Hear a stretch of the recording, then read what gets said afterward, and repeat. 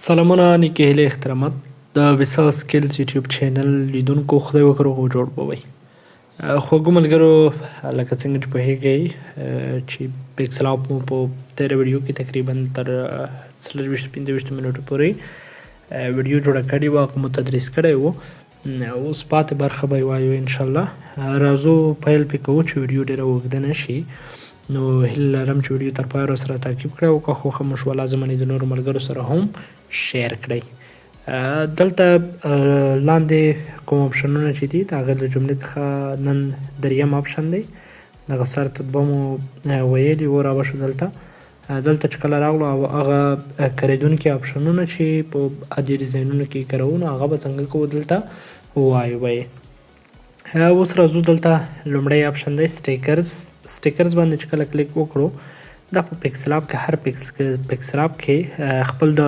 جوړونکي لخوا بېلابېل سټیکرونه راغلي وي چې په دې کې مختلف سټیکرونه دلته موجود دي ته کولی شئ دلته ایمو سټیکر هر څه څنګه کې راواخلئ نو د هغې وروسته دوهم امپورټ دی امپورټ په دې معنا چې ستا په ګیلرۍ کې کوم تصویر دی هغه راواخلئ دلته امپورټ کې لکه دا بیا په لوګو کې ډېر استعمالیږي مثلا لوګو در سره وي په ګیلرۍ کې که نه هغه یوه لوګو داسې وي هر تصویر هر ډیزاین ته یې راخلئ امپورټ باندې به کلیک وکړئ را به شي ګیلرۍ ته مثلا ما دغه راخیستی دی په پي ان جي کې مې سیو کړی دی دا مې څنګه کړ له ګیلرۍ څخه مې راواخیسته د هغې وروسته کله چې ته په امپورټ کې دغه راواخلې دلته بیا ته یو بل اپشن خلاصیږي ریسلیکټ یعنی دوباره یې سلیکټ ډیلیټ همغه ډیلیټ دی چې مخکې مو ویلی و کرپ کله چې یو تصویر څه در اخیستی وي کرپ کوئ همغه دلته کرپ کولی شئ کپي دوهمه کپي اخلئ لکه ما دلته 3 ځله کلیک کړ د هغې وروسته ټو فرنټ ټو بیک مې هم ویلی و پوزیشن مې هم ویلی و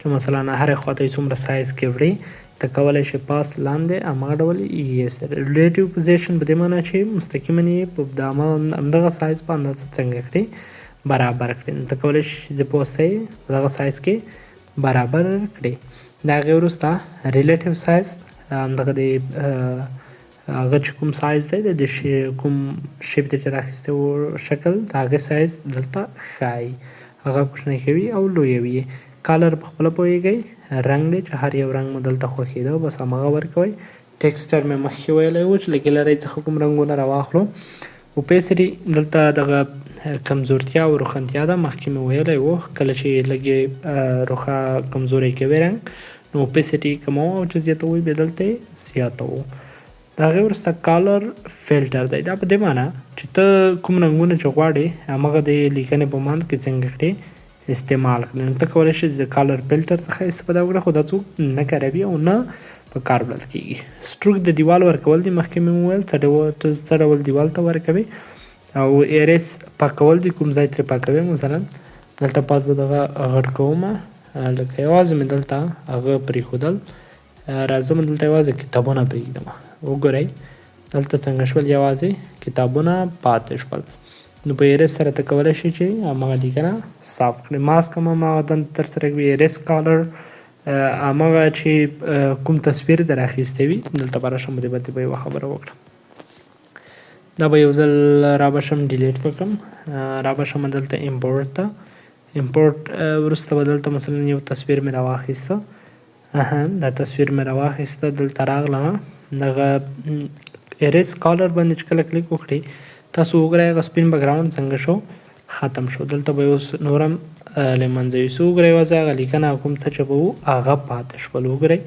که لیکنه ختموئ هر ډول چې تاسو برابروئ بس همغه ډول به یې دلته برابر کړئ نو په ایریس کالر سره تاسو همدغه طریقې مخکې وړلی شئ روټیټ بیا تاوولو ته وایي کوم خواته یې تاووئ بس دلته یې د روټیټ په ذریعه څنګه کولی شئ تاوولی شئ د هغې وروسته 3D روټیټ دی 3D روټیټ بیا لکه داسې یوه 3D بڼه ورکوي تاسو وګورئ زه دې لږ کوچنی کړم دلته یې رادخوا کوم تاسو وګورئ یو 3D بڼې په ډول یې څنګه کړو روټیټ کړو او 3D شیپ بیا د 3D شیپ لکه څرته یو دیوال په ډول دیوال ورکوي تاسو یې وګورئ څومره دیوال چې ورکوئ دا دومره نه پکارېږي خو بیا مې غوره وبلله تر څو درته وښایم پرسپیکټیو مې هملته ویلی و چې کوم طرف ته یې ته غواړئ دلته به څنګه کې را به شئ آن به یې کې بس همغه طرف ته به یې یوسئ شیډو و سیوری انر شیډو داخلي سیوری امباوس دا مې هر څه ښودلي وو اوس د دې وروسته راځم دلته ډرا ته ډرا په کار نه راځي، دا رسمیږي هیڅ په کار نه دی، دا پرېږدئ مه زده کوئ. شیپ ته راغلی، شیپ ډېر په کار راځي. شیپ باید تاسو زده کړئ. دلته د شیپ رنګ تتېږي زیاتېږي،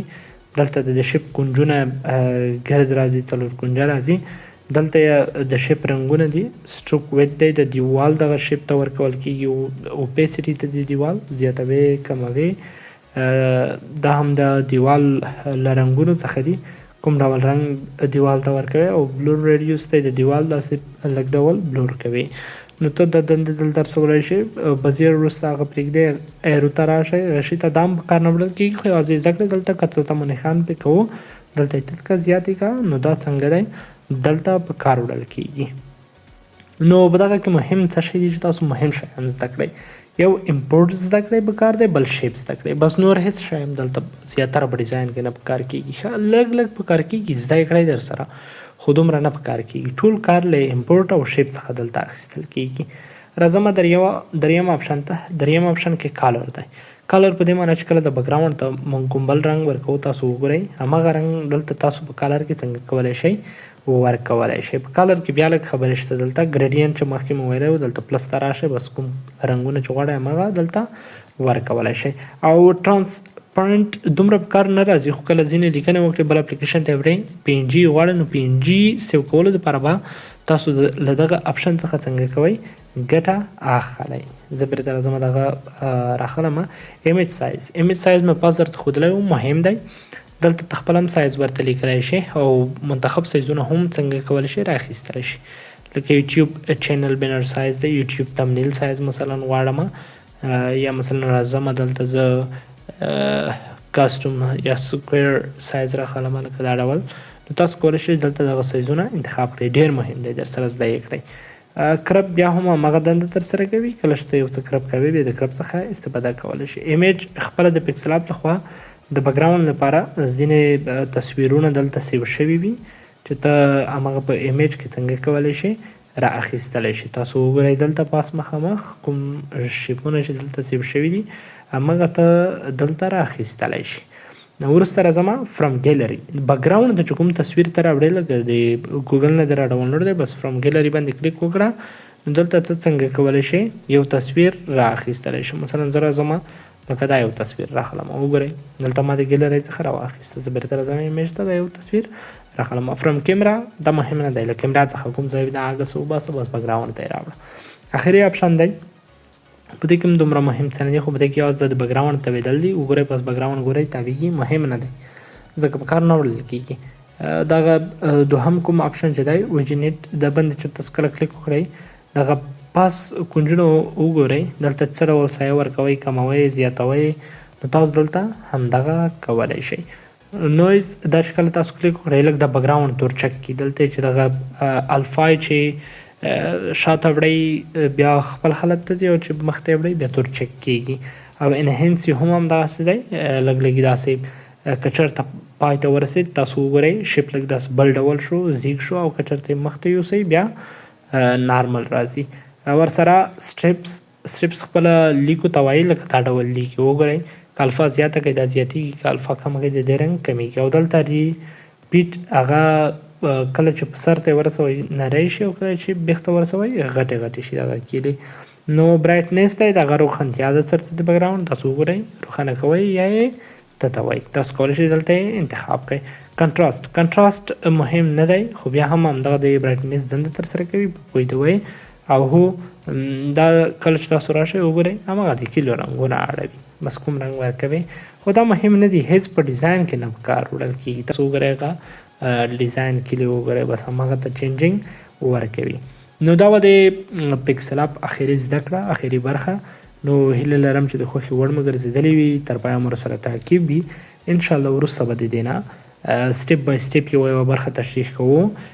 مثلا څه ډول موږ کولی شو تمنیل پکې جوړ کړو، د یوټیوب دپاره څه ډول کولی شو، د فیسبوک لپاره ډیزاینونه پکې جوړ کړو، څه ډول شعرونه پکې ډیزاین کړو، مثلا څه ډول هغه تصویرونه چې موږ یې غواړو یا هغه لیکنې چې پی ان جي سیو کړو بل پروګرام کې ترې ګټه واخلو، هغه څه ډول کولی شو، حدیث څه ډول ډیزاینولی شو، یا نور داسې بېلابېل معلومات وي چې هغه اهم وي. نو انشاءالله موږ به په هغې باندې ویډیوګانې راخلو. دلته همدغه اپشنونو خو به یوه پریکټیکل زده کړه پکې ترسره شي، یعنې تاسو به ورباندې پوه شئ چې په کومو ځایونو کې وکارول شول. او بل دا چې تاسو به یو ښه ډیزاینر واوسئ د دې په مرسته، او ډیزاین به زده کړئ او همداشان کار به ورباندې وکړئ. نو هیله لرم چې دغه ویډیو تر پایه مو کتلې وي، خوښه شوې مو وي، د نورو ملګرو سره مو شیر کړي وي. او که شیر مو نه وي لازما یې در سره شیر کړئ. او که زموږ په یوټیوب چینل کې نوي یاست، د برخه مو تر پایه کتلې وي، نو لازما لاړ شئ در سره سبسکرایب یې کړئ او د نورو ملګرو سره یې هم شیر کړئ. تر بله ویډیو مو په رب سپارم. الله په امان ښې شېبې ښه وختونه.